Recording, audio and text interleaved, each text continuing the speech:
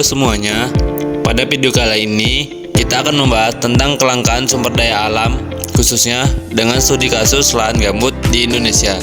Bersama saya, Yogi Kurnia Sandi, dengan NIM 2306110749. Langsung saja kita masuk ke slide yang pertama, yaitu apa itu kelangkaan sumber daya alam.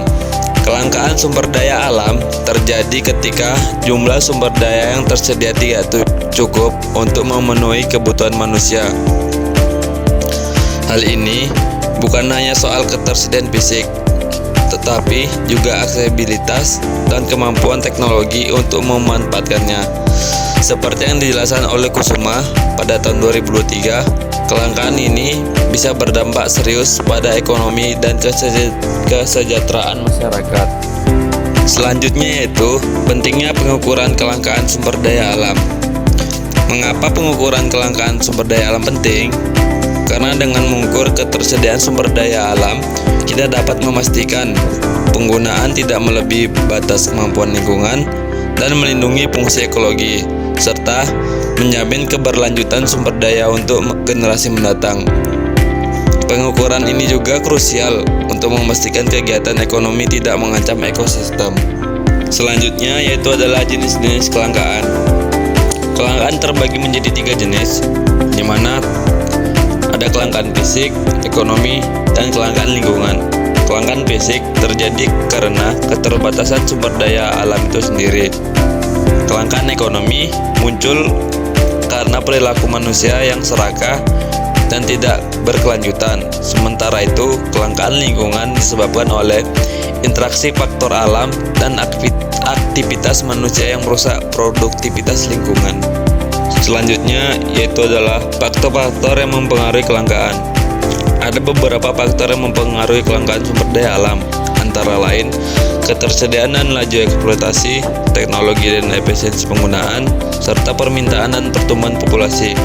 Faktor-faktor ini saling berkaitan dan perlu dipertimbangkan secara komprehensif.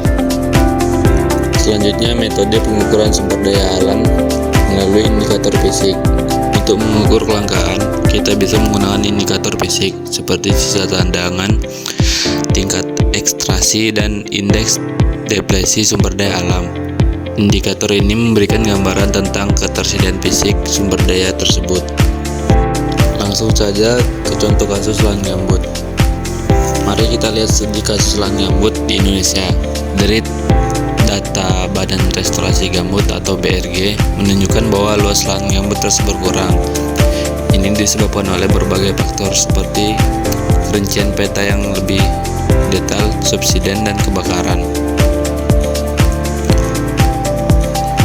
Penggunaan lahan gambut yang tidak berkelanjutan seperti konversi lahan untuk pertanian monokultur tanpa memperhatikan tata kelola air menyebabkan kerusakan lingkungan dan kerugian ekonomi. Selanjutnya yaitu adalah metode pengukuran kelangkaan sumber daya alam melalui indikator ekonomi. Selain indikator fisik, kita juga perlu mempertimbangkan indikator ekonomi seperti harga pasar, biaya produksi, eksternalitas, dan perubahan dalam rantai sumber daya. Harga yang tinggi atau biaya produksi yang meningkat bisa menandakan kelangkaan. Lanjut ke contoh kasus pada lahan gambut yang kedua. Kunci dari pengelolaan lahan gambut terletak pada tata letak kelola air muka tanah. Ada batasan yang telah ditetapkan oleh undang-undang sesuai dengan peraturan pemerintah nomor 71 tahun 2014 dan peraturan pemerintah tahun 57 tahun 2016. Ketinggian muka air tanah perlu dijaga setinggi 0,4 meter dari permukaan tanah. Tapi sangat disayangkan, kebanyakan konversi lahan yang dilakukan oleh manusia tidak mempertimbangkan dampak terhadap lingkungan. Selanjutnya yaitu adalah metode pengukuran kelangkaan sumber daya alam melalui pendekatan berbasis berkelanjutan. Pendekatan berbasis keberlanjutan sangat penting. Metode ini mengutamakan keseimbangan ekologi, keadilan sosial, dan kelangsungan ekonomi untuk memenuhi kebutuhan saat ini tanpa mengorbankan kemampuan generasi mendatang. Indikator seperti Green GDP dan indeks keberlanjutan lingkungan dapat digunakan. Lanjut pada contoh kasus lahan gambut yang ketiga. Berdasarkan ketebalan gambut, tanah gambut dengan ketebalan 50-100 cm dikategorikan sebagai gambut dangkal atau tipis. Semakin tebal gambut, semakin rendah potensinya untuk dibudidayakan tanaman pangan dan hortikultura. Potensi lahan gambut dangkal atau tipis di Indonesia diperkirakan 5.241,473 hektar atau 35,17% dari total luas lahan gambut di Indonesia. Terbesar di Pulau Papua, Pulau Sumatera, dan Pulau Kalimantan. Potensi tersebut dapat dimanfaatkan untuk budidaya tanaman pangan seperti padi, jagung, dan kedelai. Tanaman hortikultura seperti nanas, pisang, pepaya, dan melon, dan tanaman hortikultura sayuran seperti tomat, pare, mentimun, cabai, kangkung, dan bayam.